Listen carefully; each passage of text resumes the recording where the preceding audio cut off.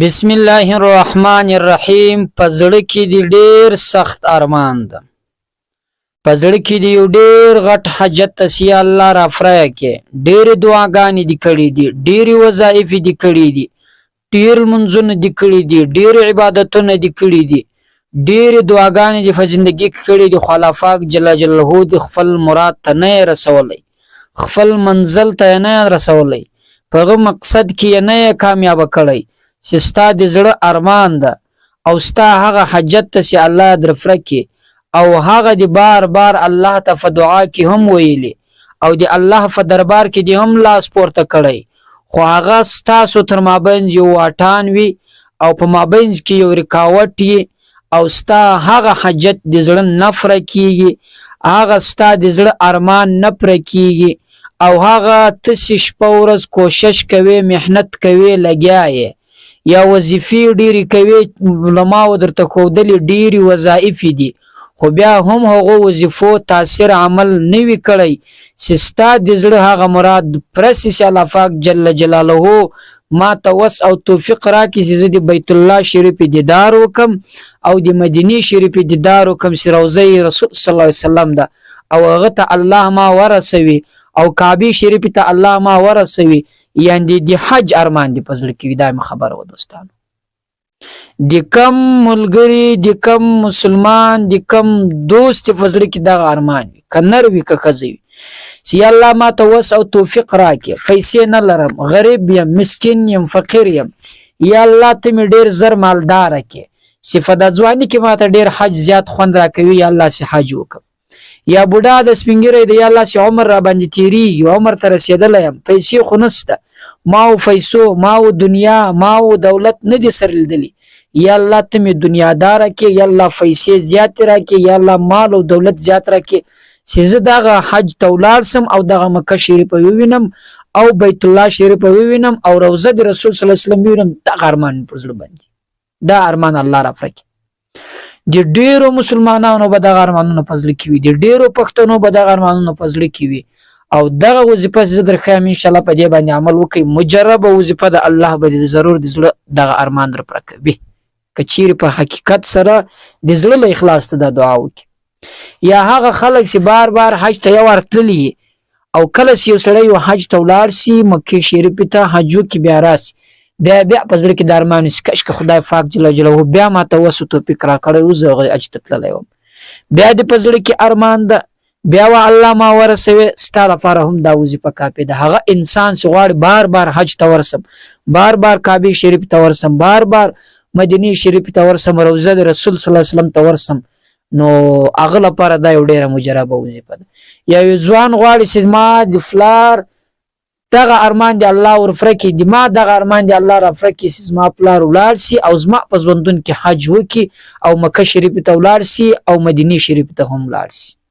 نو دوستانو یو ډیره بهترینه وظیفه ده، په دې باندې عمل وکړئ. الله پاک جل جلاله به د زړه دغه ارمان در پر کوي، که نر وکي، که ښځه وکي، که هر څوک دغه ارمان لري په زړه کې، الله تعالی د دې وظیفې په برکت سره ورپر کوي. دا یو ډیره مجربه وظیفه ده، ډیره طاقتوره وظیفه ده.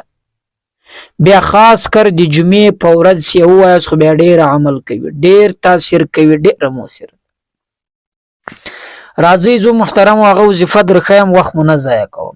تر دې وظیفې مخکې ګورئ دوستانو، دا یو عرض درڅخه کوم د الله په خاطر باندې، د الله د رضا لپاره باندې درود شریف له ما سره په ګډه باندې ووایئ، ځکه چې پر یو وار درود شریف ویلو الله تعالی پر انسان باندې 10 واره رحمت کوي. د رحمت دا معنا ده چې که هر څومره قرضدار وي اولاد له قرض څخه خلاصوي، هر څومره مشکلات وي اولاد له مشکلات خلاصوي، هر څومره پوروړی لغه د خلاصوي، هر څومره بیماریان در باندې مسلط وي له دې ټول څخه خلاصوي. یعنی د الله رحمت بیا ځان ته د صفت انسان باندې وس لسوار رحمت در باندې کی، بیا خاص کر د جمعې په شپه باندې دوستانو، یا د جمعې په ورځ باندې. نو د دوستانو دغه درود شریف له ما سره وایي، زه هم وایم. اللهم صل على محمد وعلى آل محمد كما صليت على إبراهيم وعلى آل إبراهيم إنك حميد مجيد. اللهم بارك على محمد وعلى آل محمد كما باركت على إبراهيم وعلى آل إبراهيم إنك حميد مجيد.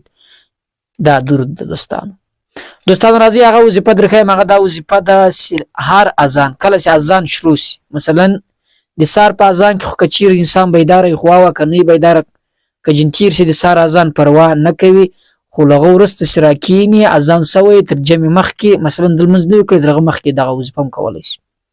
خو کله چې اذان ته اوري مثلا په دا ورځ کې 15 اذان کی سحر یو کوشش کوه ټول ته ځان بیدار کله چې اذان اوري اذان کې کمی مؤذن کمی کلمې وایي الله اکبر الله اکبر مثلا بیا الله اکبر الله اکبر اذان چې پر کم ترتیب کوي دا ټول توري ته پزړه کې وسره وایي دا یو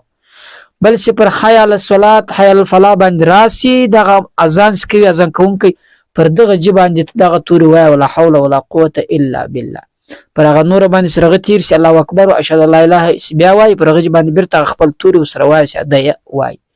کله چې دا وویل لغه ورسته د اذان دعا وک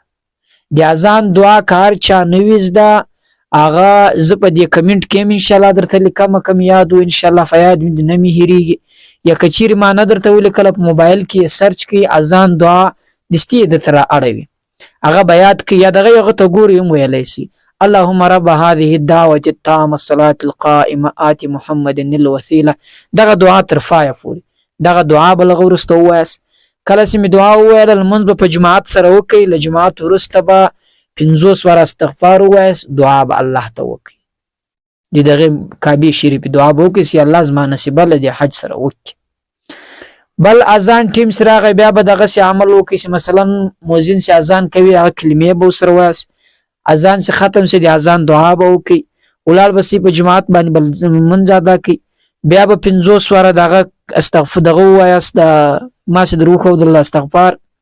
لغه ورسته سم کله وویل بیا چې د بل اذان راسي به دغه بیا د عمل کوي مثلا پر 50 سرول منځوب دغه عمل ضروری کوي کله چې پورج کې د عمل تاسو کوي په د بل ورځ بیا کوي ان شاء الله دغه عمل تاسو جاری وساتئ الله پاک دی انسان مهنت نه ضایع کوي کله چې تاسو جاری وساتئ او دعا هم کوي لغل منظور استغفار هم غمره وایي ما دروخوي او د اذان کلمې له مؤذن سره هم وایاس له مؤذن اذان ختم کړي غوړ سره د اذان دعا هم وایاس ان شاء الله الله به ډیر زر د زړه دغه ارمان در پر کې له کعبه شریف سره بستان نصیب وسی کچېری پیسې مالو دولت زیات خو د لارې اسباب نه مثلا د پاسپورت لارې تکلیف پاسپورت نه جوړیږي هغه به الله لاره د اسانه کچېری پاسپورت جوړ سی بیا بل ریکارډ مابینځ کې راځي سي هر قسم ته ریکارډ راځي الله له مابینځ غورځي او ستاو د کعبه شریف مابینځ هغه واټان ختموي او تاب الله پاک جل جلاله وس قدرت ته درکې چې کعبه شریف ته دربته کې حج به وکي دغه ارمان دی الله در پرک او دا د ډیرو خلکو پر سویم دوستانو ډیر مجرب عمل ده یو ضرور عمل ور باندې وکي مونږ ته دعاګانې کوي پر الله مسپارم السلام علیکم